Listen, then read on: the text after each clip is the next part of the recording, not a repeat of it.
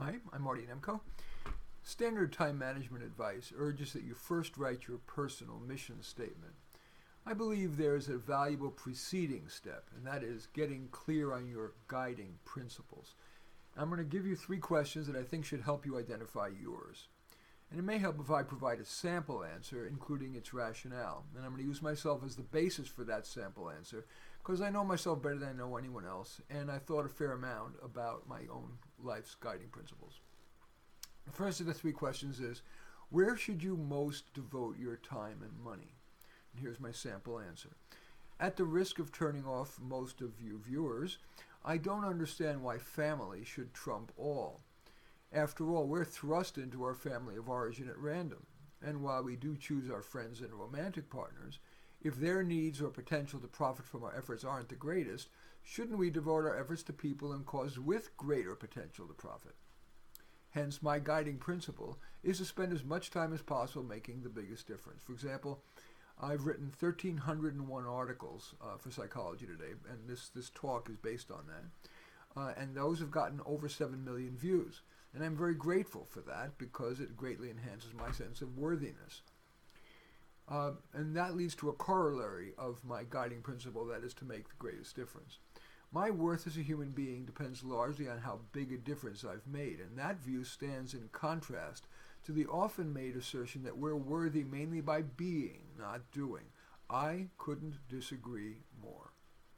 The second question that can help you identify perhaps your guiding principles toward a life well led is, what do you most believe in? Here's a sample answer. I imagine that most people would say God is what they most believe in, but I most believe in the power of the best and brightest, including kind people. I spend as much time as possible with such people. For example, I invited 7 such people to form what I call the Board of Advisors. We meet on freeteleconferencecall.com every month for 1 hour.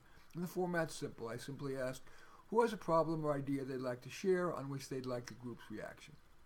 It's been 4 years now, and the Board of Advisors is still going strong.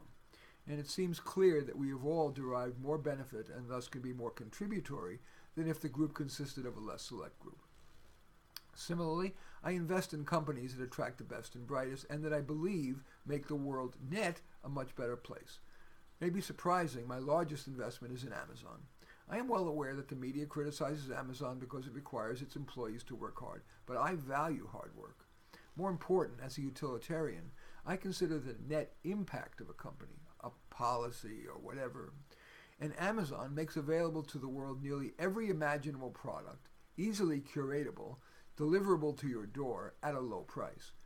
It also enables small sellers from Accra to Zululand to sell their products, from artwork to flower seeds to the 12 books I've written, to an enormous number of people.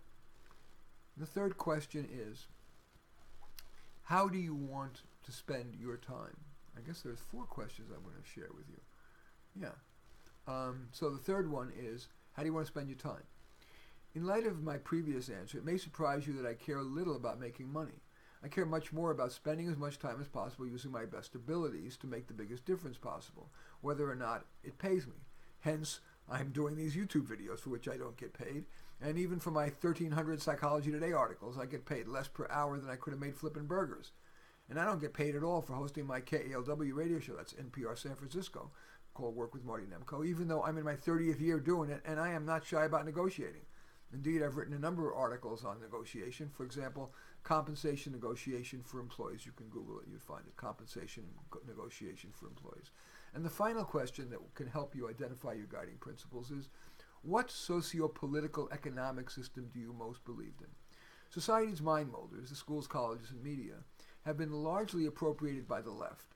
So the current generation, almost with one voice, sells additional redistribution from society's haves to its have-nots, with little regard to whether that's wresting, as in W-R-E-S-T-I-N-G, from the pool of people with greater potential to contribute to society. I believe in offering a truly basic safety net for everyone, but I define basic as what's provided for college students, dorm living, and clinic-style health care provided mainly by physician assistants.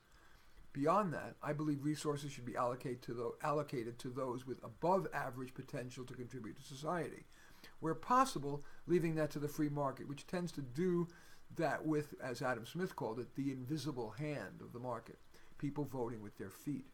I believe that government should be as small as possible because of its tendency to be inefficient. For example, the $2 million bathroom in a little used park, when private contractors insisted it could have been built for $70,000.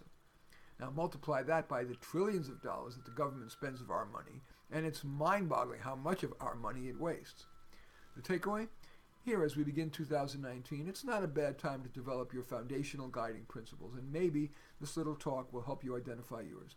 I'm Marty Nemko, and thank you for watching.